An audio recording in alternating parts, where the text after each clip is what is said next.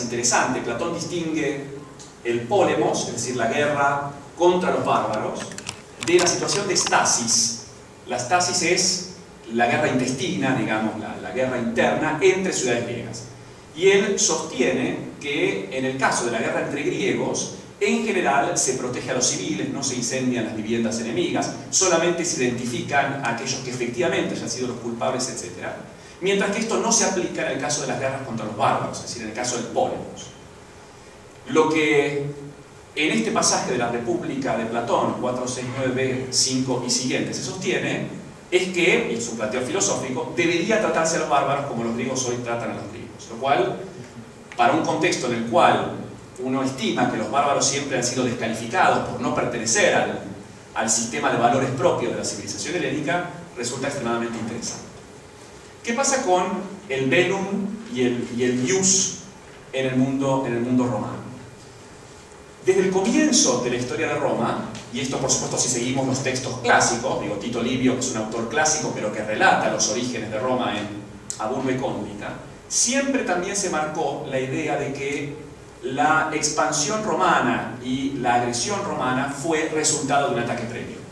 Fíjense este pasaje a comienzo del libro 1 de A Urbe Condita, donde describe el reinado, la monarquía de Rómulo, el primer rey romano. Se dice que mientras los romanos estaban ocupados con la organización interna de la ciudad, el ejército de los antemnates aprovechó la ocasión y atacó. Y ahí Rómulo, por supuesto, ejerció una defensa de la ciudad. Un poco después dice que la última de las guerras fue comenzada por los sabinos. Por lo tanto, de vuelta, Roma lo que hace es replicar con ciertos argumentos jurídicos la acción bélica del adversario. Para que vean ustedes cómo el Ius Gentium abarca la problemática de la guerra, un pasaje, por supuesto, de un jurisconsulto tardío hermogeniano que está recopilado en el Digesto, sostiene que al derecho de gentes, entre otras cosas, corresponde la regulación de las declaraciones de guerra. Y esto queda evidente, volviendo a Tito Livio, cuando Tito Livio habla de la creación de los feciales, es decir, el colegio de los feciales que mediante un procedimiento particular lograba determinar las situaciones en las cuales era religiosa y jurídicamente posible llevar adelante los reclamos contra los pueblos vecinos de Roma. Esto aparece en el primer libro, el pasaje 32, y él sostiene, Tito Livio, que cuando Anco Marcio crea el colegio de los feciales, básicamente lo que hizo fue establecer un procedimiento particular para presentar un reclamo ante los pueblos vecinos y con ello de vuelta justificar formalmente el uso de fuerza.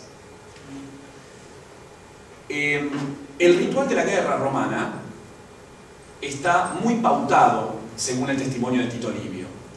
Yo tomé solamente un ejemplo para que ustedes vean cómo traduce las solemnidades propias de los procedimientos internos del derecho romano, que es el caso de la finalización del ritual fecial, que es cuando el Senado ya votó en favor de hacer la guerra y el pater patratus, es decir, el padre de los feciales, se dirige al territorio enemigo y pronuncia una frase solemne, que es esta: puesto que los pueblos de los antiguos latinos han sido considerados culpables de injusticia contra el pueblo de Roma, y puesto que el pueblo de Roma ha ordenado que haya guerra con los antiguos latinos, y el Senado del pueblo de Roma ha determinado y decretado que habrá guerra con los antiguos latinos, a causa de esto, yo y el pueblo de Roma declaro y hago la guerra a los pueblos de los antiguos latinos. ¿Ven? Esto es un formalismo, por supuesto en latín está transmitido en Tito Livio, que es lo que se llama la indictio belli, ¿no? la inauguración de la guerra. Fíjense qué parecido es esto al procedimiento interno que tenían los romanos para reclamarse entre ellos por la falta de pago a una obligación.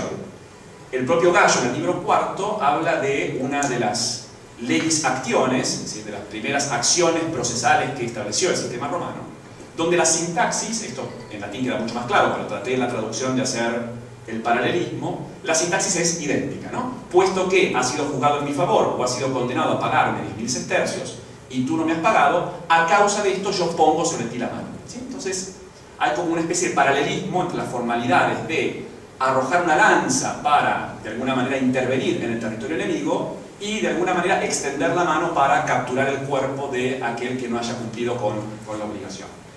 Esto porque tradicionalmente se dice que el Ius Gentium ha sido un corpus de normas desprovisto de formalidades y de solemnidades, porque son aquellas que brindaban la relación de Roma con los otros pueblos.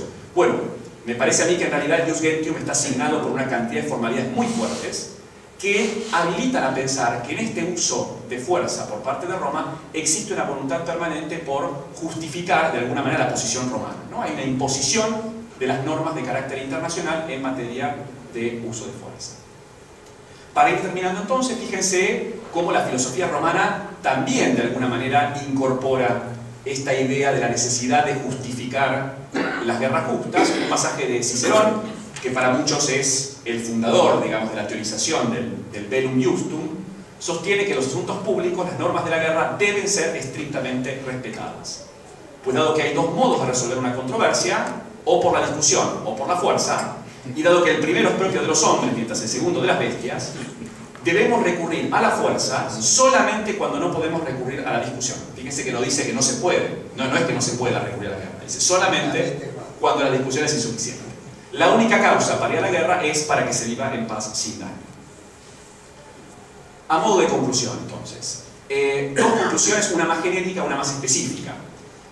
La más genérica es que un análisis filológico de las fuentes documentales del mundo greco-romano, por supuesto de las cuales yo solamente he tomado un muestrario muy limitado, muestra que hubo bases concretas para pensar un verdadero derecho interestatal, si es que esto es posible, lo pongo entre todas las comillas existentes, en el mundo antiguo, a través del nomos koinos, del derecho común en el mundo griego, del ius gentium en el caso romano.